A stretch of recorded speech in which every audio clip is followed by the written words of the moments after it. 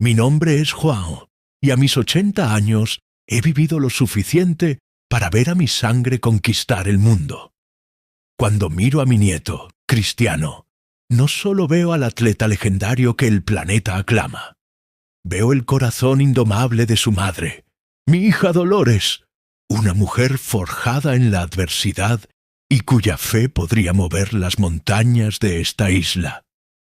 Veo la resistencia de toda mi familia, un clan unido por el amor y por una lucha silenciosa que libramos juntos hace mucho, mucho tiempo. El mundo conoce la historia de la pobreza, del niño humilde de Madeira que, a base de un talento y un esfuerzo sobrehumanos, alcanzó la cima. Y esa historia es cierta, cada palabra. Pero debajo de esa verdad hay otra más profunda y más oscura, una que he guardado en mi pecho como un tesoro envenenado durante décadas. He decidido romper mi silencio ahora, no por rencor ni por venganza, pues la vida misma ya nos ha dado la victoria más dulce, sino porque la verdad merece Hoy su voy a lugar en la denunciar historia. Un crimen que casi destruye nuestros sueños antes de que pudieran siquiera nacer. Un acto de traición que nos hirió profundamente, pero que, irónicamente, se convirtió en el combustible que encendió el fuego inextinguible que hoy el mundo admira en mi nieto. Esta es la historia de cómo la maldad de un hombre intentó apagar nuestra luz, y cómo el amor de una familia la hizo brillar con la fuerza de un sol. Antes de revelarte los detalles de este crimen que ha permanecido oculto en las sombras de nuestra isla durante casi medio siglo, quiero pedirte que te detengas un momento y te unas a esta confesión. He cargado este peso en soledad por demasiado tiempo, protegiendo a los míos. Pero ahora, al compartirlo, no busco compasión, sino testimonio. Quiero que el mundo conozca la verdadera raíz de la fortaleza de mi familia.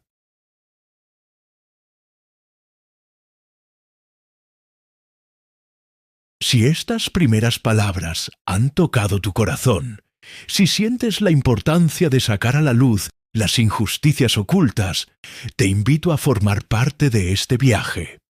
Tu apoyo es fundamental. Por favor, suscríbete a este canal para que no te pierdas ni un solo detalle de esta historia de traición y triunfo. Dale un me gusta a este video, como un gesto de apoyo a todas las familias que han luchado contra la adversidad en silencio. Y, para mí, sería un honor saber desde dónde Déjame me un escuchan. comentario. Dime tu país y tu ciudad.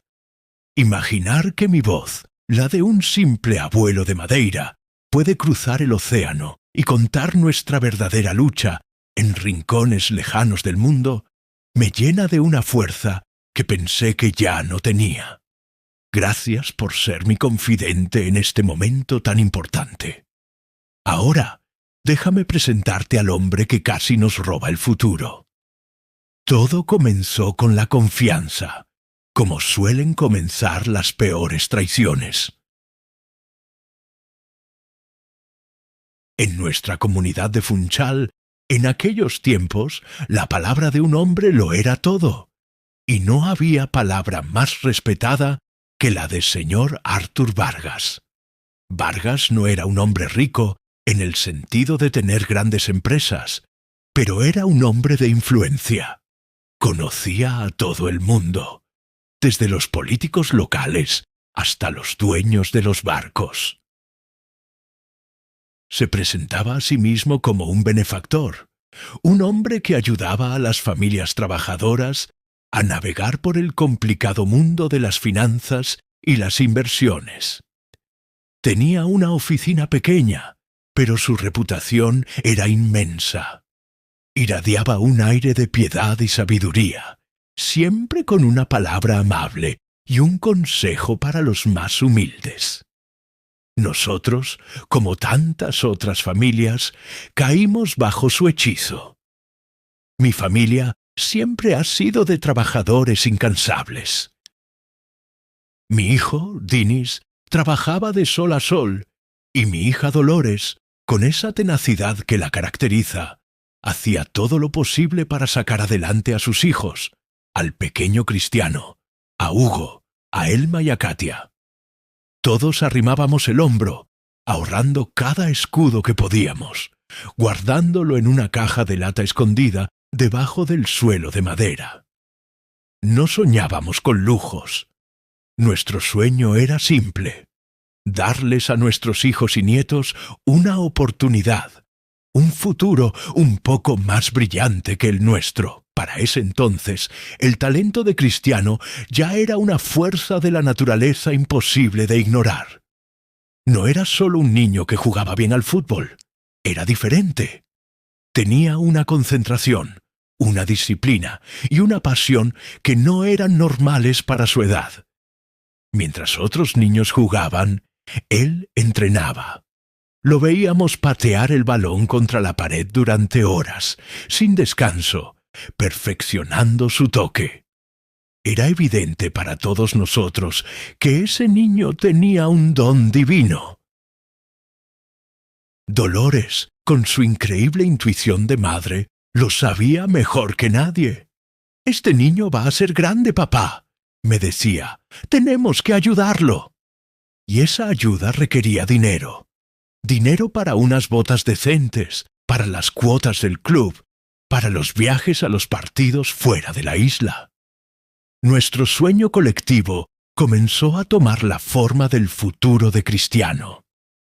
Fue entonces cuando, en una reunión familiar, decidimos dar el paso más grande de nuestras vidas.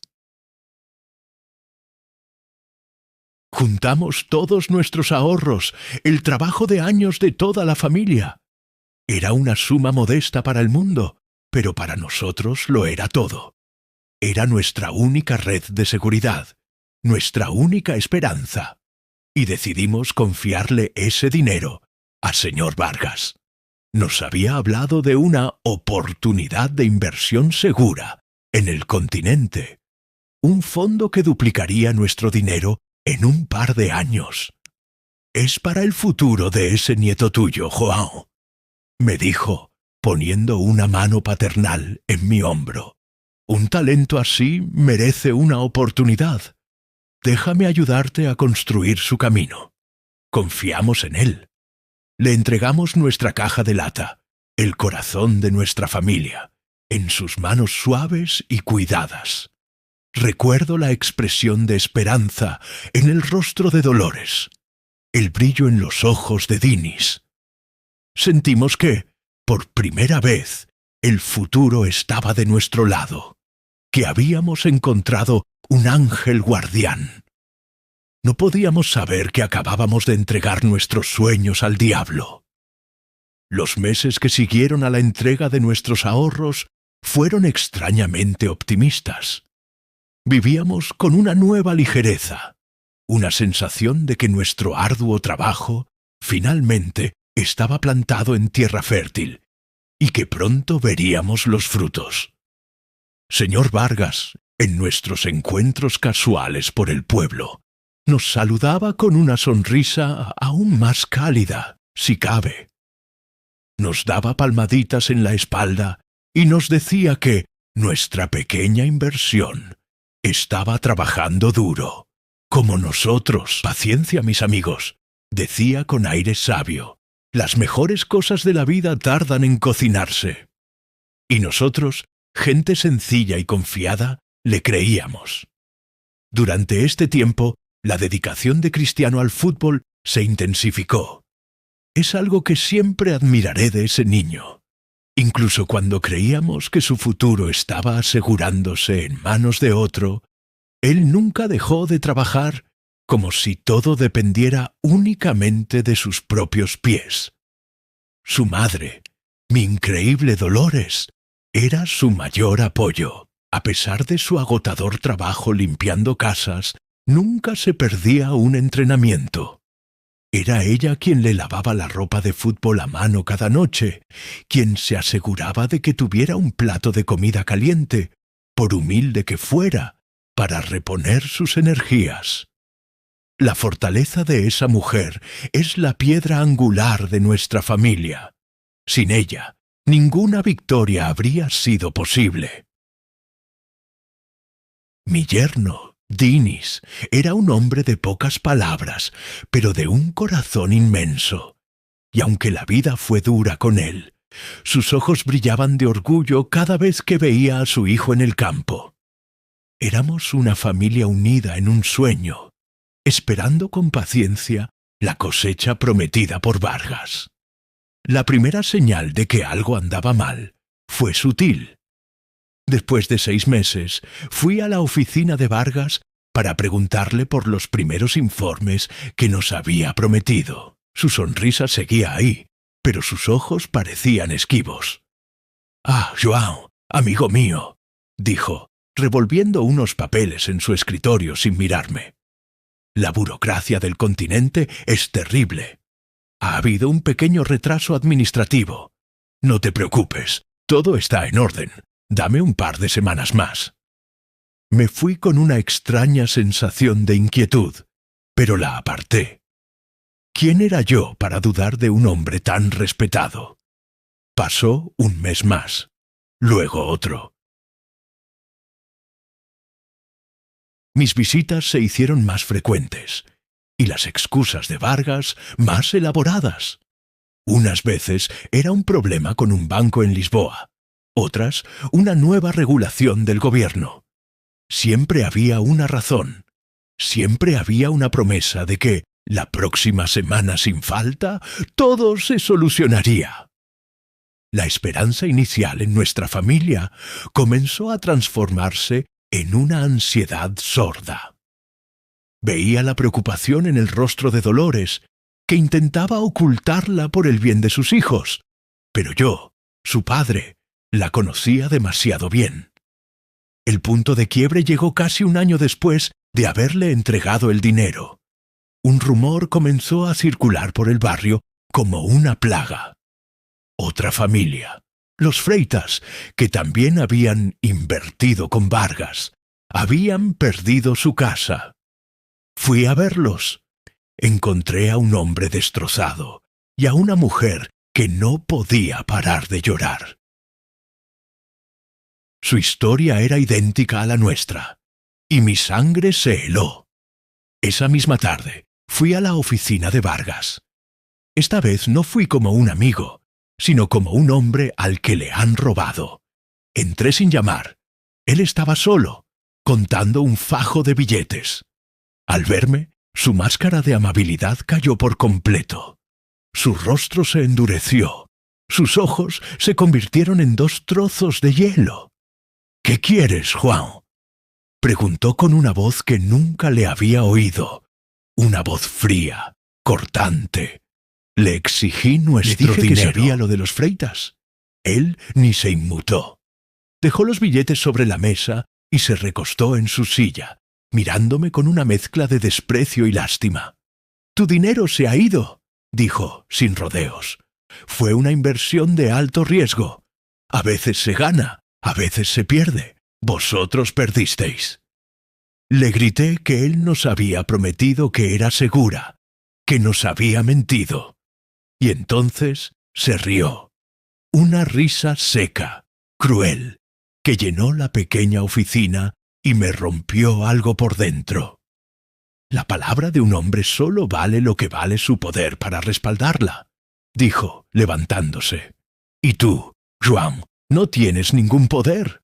Eres un don nadie. ¿Qué vas a hacer? ¿Denunciarme? ¿A mí? ¿Quién te va a creer?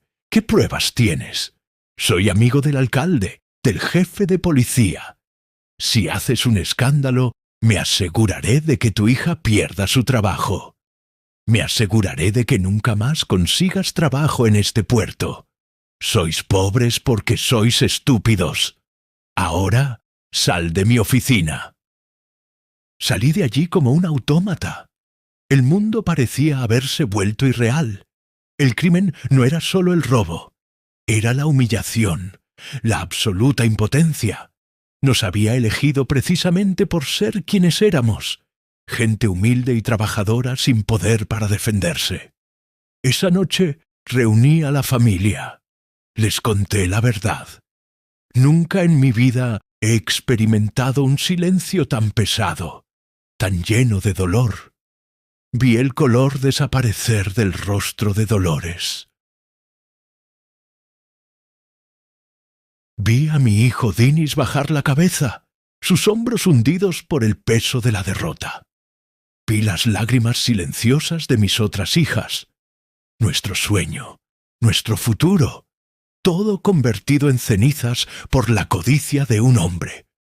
En ese momento, en nuestro punto más bajo, vi la verdadera grandeza de mi familia.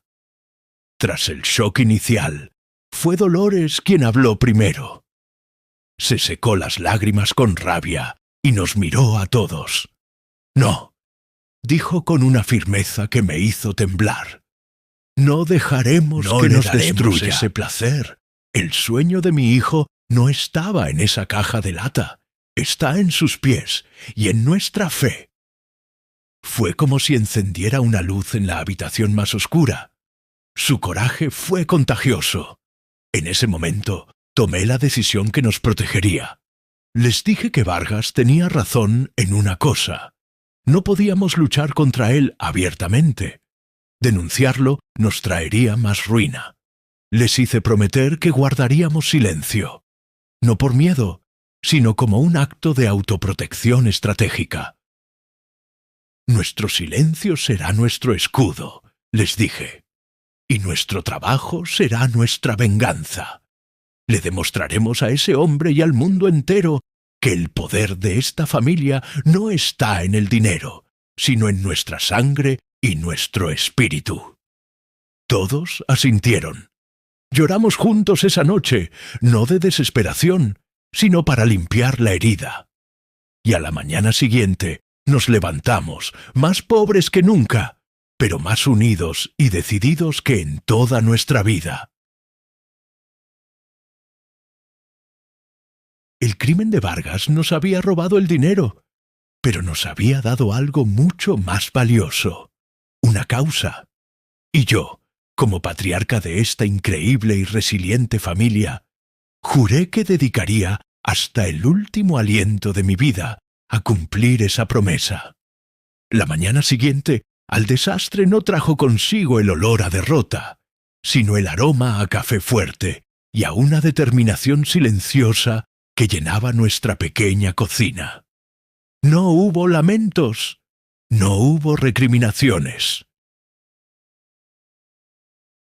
Nos sentamos todos juntos a la mesa, como si fuera un consejo de guerra, y en los ojos de mi familia vi reflejada la misma resolución que ardía en mi propio pecho.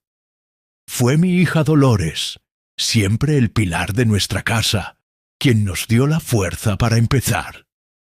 Con una calma que desmentía la tormenta de la noche anterior, preparó el desayuno para los niños como cualquier otro día, protegiéndolos de la oscuridad que se cernía sobre nosotros con la normalidad de sus gestos.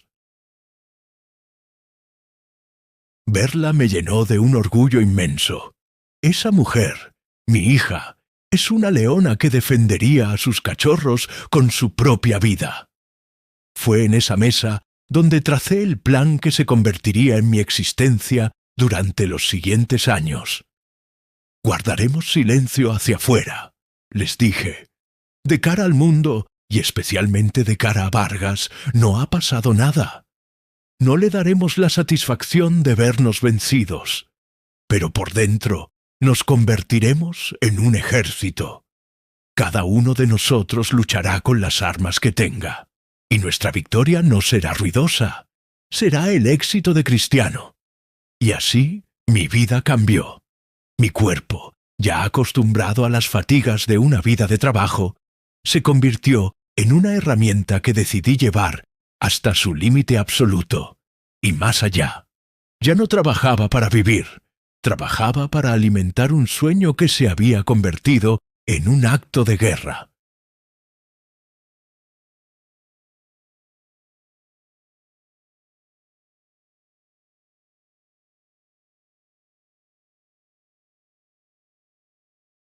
Mantuve mi trabajo habitual durante el día, como jardinero en las fincas de los pocos ricos de la isla.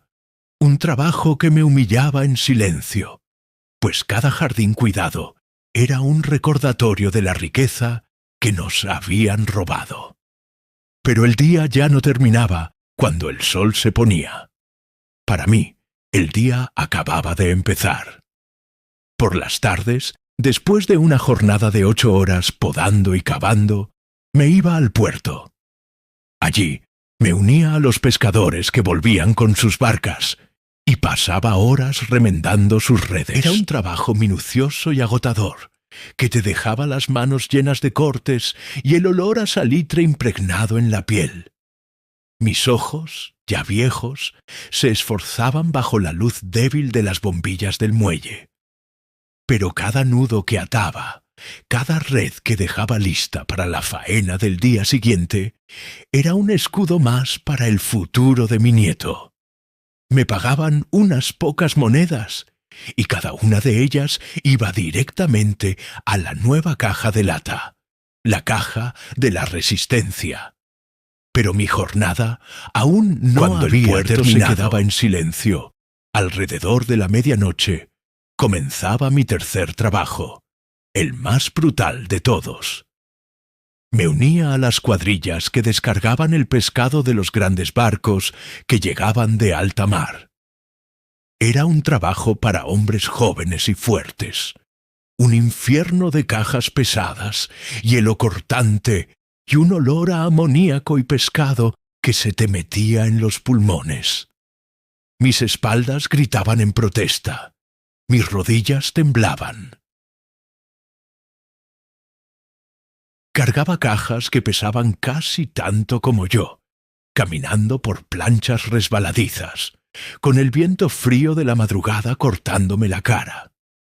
Muchas noches, mientras mi cuerpo estaba a punto de colapsar, cerraba los ojos por un instante, y la imagen que me venía a la mente era la de Cristiano en el campo de entrenamiento. Lo veía correr, luchar por cada balón, levantarse del suelo lleno de tierra y volver a intentarlo.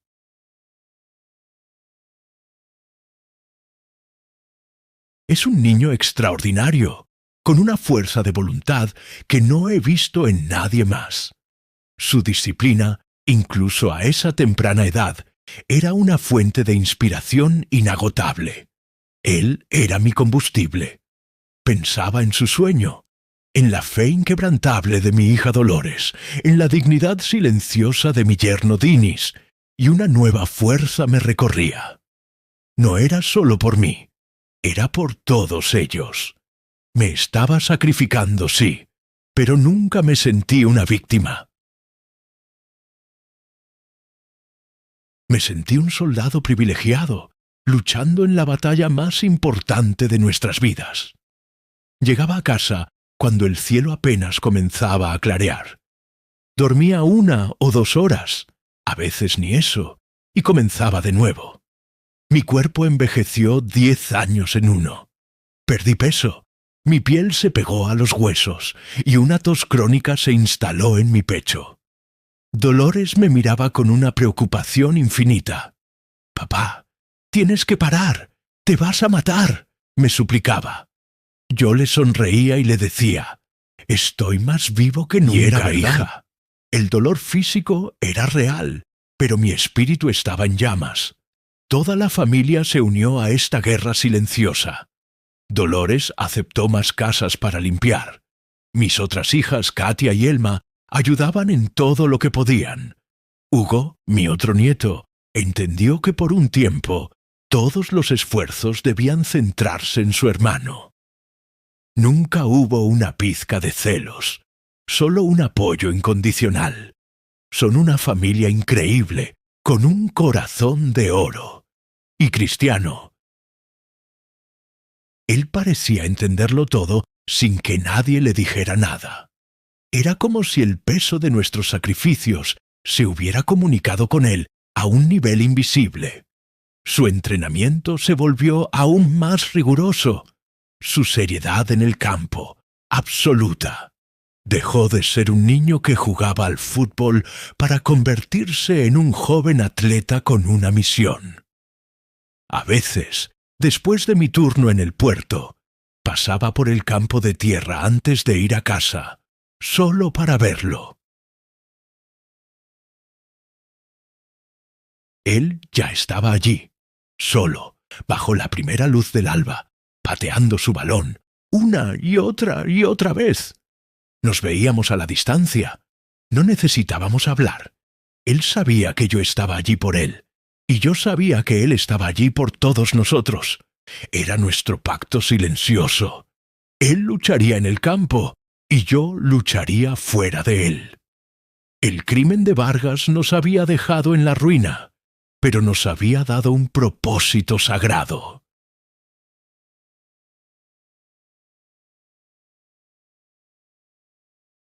Había forjado a nuestra familia en el fuego de la adversidad, convirtiéndonos en una unidad inquebrantable.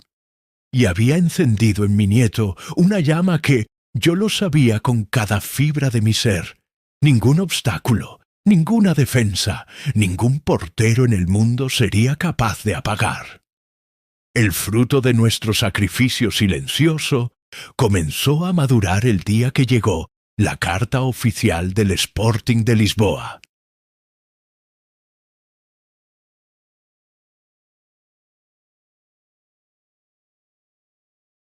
A diferencia de la primera vez, cuando la esperanza nos fue robada, esta vez no hubo intermediarios, no hubo benefactores de voz melosa.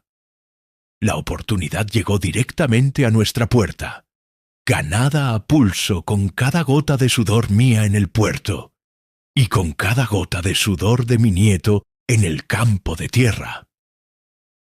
Cuando leímos la noticia, no hubo una explosión de alegría, sino un profundo y solemne sentimiento de logro.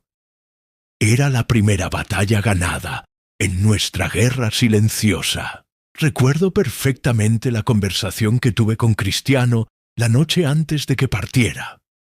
Nos sentamos fuera, bajo el cielo estrellado de Madeira, y por primera vez le hablé con total franqueza sobre la dureza del mundo que le esperaba.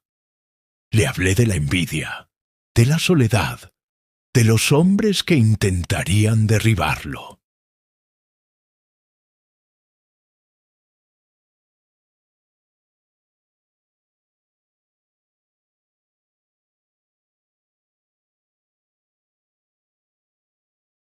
No le conté el crimen de Vargas. No quería cargar su joven corazón con nuestro odio, pero sí le transmití la esencia de la lección que habíamos aprendido. El mundo no te regalará nada, le dije. Todo lo que consigas tendrás que arrancárselo con tus propias manos y tus propios pies. Pero nunca olvides que no luchas solo. Cada vez que corras, toda esta familia corre contigo.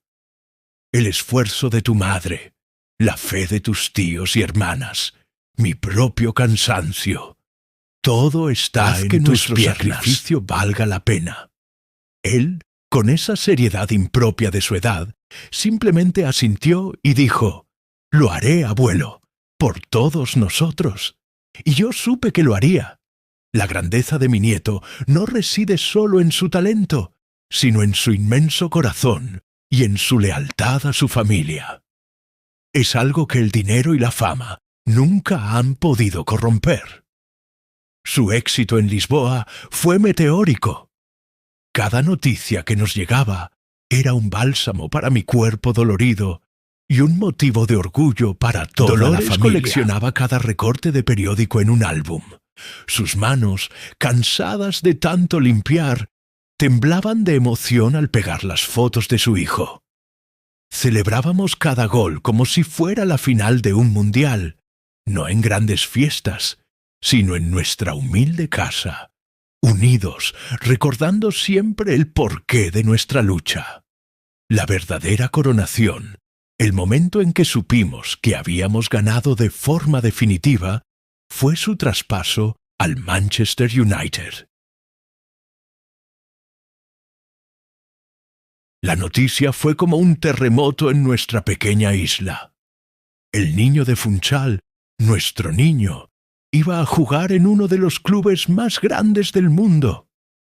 El dinero de la transferencia era una cifra tan astronómica que nos parecía irreal, una fantasía. Pero no era el dinero lo que nos importaba.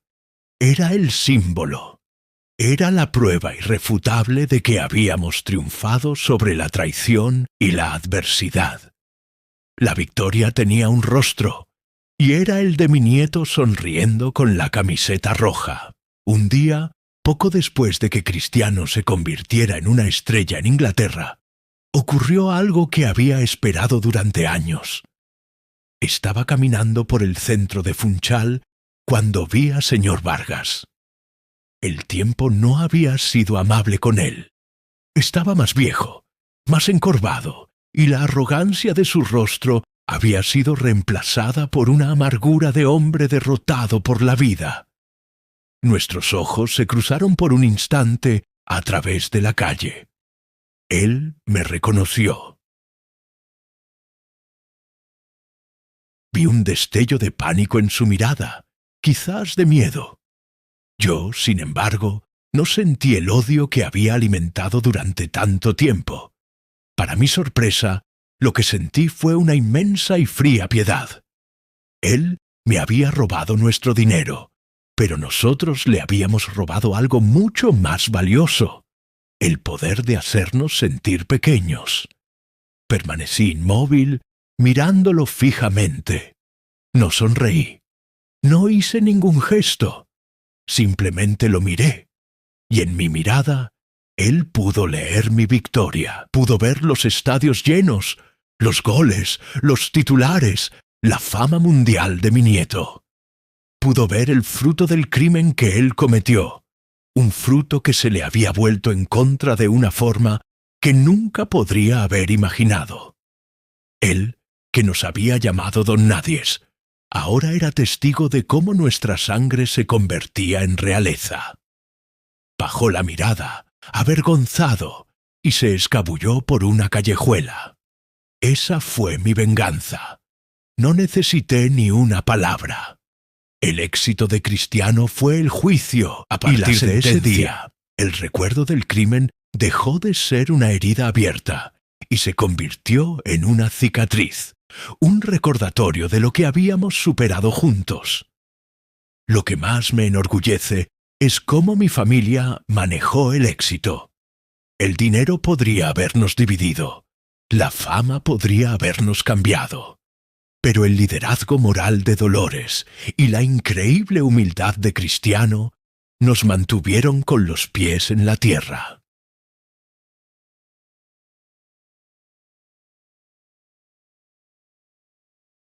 Cristiano, incluso en la cima del mundo, nunca dejó de ser aquel niño que luchaba por su familia. Cada logro suyo lo compartía con nosotros, asegurándose siempre de que su madre, sus hermanos y toda la familia tuvieran todo lo que necesitaran. Es un joven con un corazón tan grande como su talento, un ejemplo de lealtad y amor filial. Nos demostró a todos que es posible alcanzar las estrellas sin olvidar las raíces humildes de las que se proviene. La historia que el mundo conoce es la de su grandeza individual, pero yo conozco la verdad. Su grandeza es la manifestación del amor, el sacrificio y la resistencia de una familia que se negó a ser destruida. Cada trofeo que levanta no es solo suyo, es nuestro. Es el trofeo que mi hija Dolores ganó por su fe inquebrantable, el que mi yerno Dinis ganó con su dignidad, y el que yo gané con mis espaldas rotas en el puerto de Funchal. Ahora, sentado aquí, en la tranquilidad de mis 80 años, con el sol de Madeira calentando mis viejos huesos, muchos se preguntarán por qué he decidido romper el silencio. ¿Por qué desenterrar un dolor tan antiguo? ¿por qué denunciar ahora un crimen que el éxito de mi nieto ya ha castigado de la forma más aplastante posible? La respuesta es simple, y no tiene nada que ver con la venganza. La venganza es un plato que se sirve frío, y el nuestro ha sido un banquete que ha durado 20 años. Ver la figura encogida de señor Vargas, un hombre olvidado por el tiempo en la misma isla, donde mi nieto es venerado como un rey, fue el punto final de esa historia. No, mi motivación es otra. Es una deuda con la verdad y un tributo final al carácter inquebrantable de mi familia. Durante décadas, guardamos este secreto como un escudo para protegernos. Teníamos miedo de la influencia de Vargas, miedo de que su maldad pudiera alcanzarnos de nuevo. Pero el tiempo ha pasado, y el niño que protegíamos se ha convertido en uno de los hombres más poderosos e influyentes del mundo. Ya no necesitamos el escudo del silencio. Hoy podemos permitirnos el lujo de la verdad. Y la verdad es esta: la historia de Cristiano Ronaldo no es solo una historia sobre talento y trabajo duro. Es, en su raíz, una historia sobre la resiliencia humana.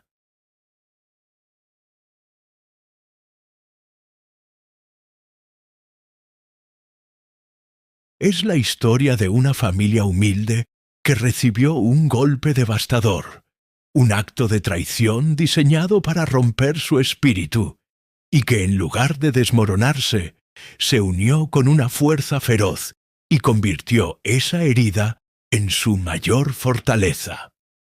Hablo ahora porque quiero que el mundo conozca el verdadero pilar sobre el que se construyó todo, el carácter de mi hija, Dolores.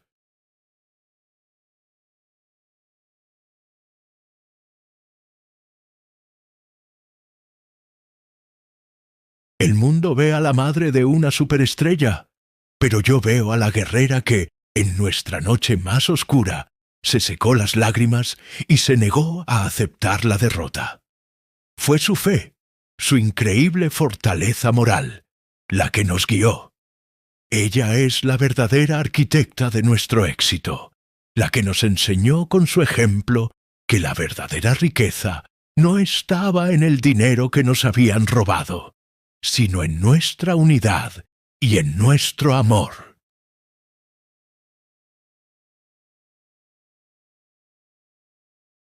Hablo ahora para honrar la memoria de mi yerno, Dinis, un hombre bueno y silencioso que soportó la humillación con una dignidad que siempre admiraré.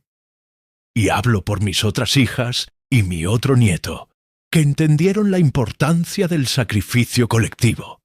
Pero, sobre todo, hablo por Cristiano.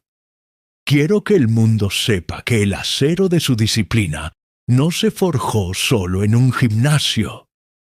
Se forjó en la adversidad de su familia. Quiero que la gente entienda que cuando él se levanta tras una falta brutal en el campo, no es solo un acto de fortaleza física, es el eco del espíritu de una familia que se negó a permanecer en el suelo. Él es el resultado de nuestra lucha, el símbolo viviente de nuestra victoria. Estoy inmensamente orgulloso del futbolista en que se convirtió, el mejor de todos los tiempos, sin ninguna duda. Pero estoy aún más orgulloso del hombre que es. Un hombre que, a pesar de tener el mundo a sus pies, nunca ha olvidado la pequeña casa de la que salió. Un hijo que venera a su madre, un hermano que protege a los suyos, un padre que ama a sus hijos. El dinero no lo corrompió, la fama no lo cegó. Y eso, para mí, es su mayor trofeo. Porque demuestra que los valores que le inculcamos, los valores forjados en la dificultad y en la respuesta a aquel crimen, fueron la lección más importante de todas. Mi confesión, por tanto, no es una denuncia para buscar justicia en un tribunal. Es una declaración final de amor y orgullo. Es mi manera de contarle al mundo la historia completa, de darles el capítulo secreto que explica por qué nuestra familia es como es. Es transformar una historia de victimización en una épica de resistencia. El crimen de señor Vargas pretendía ser el final de nuestra historia.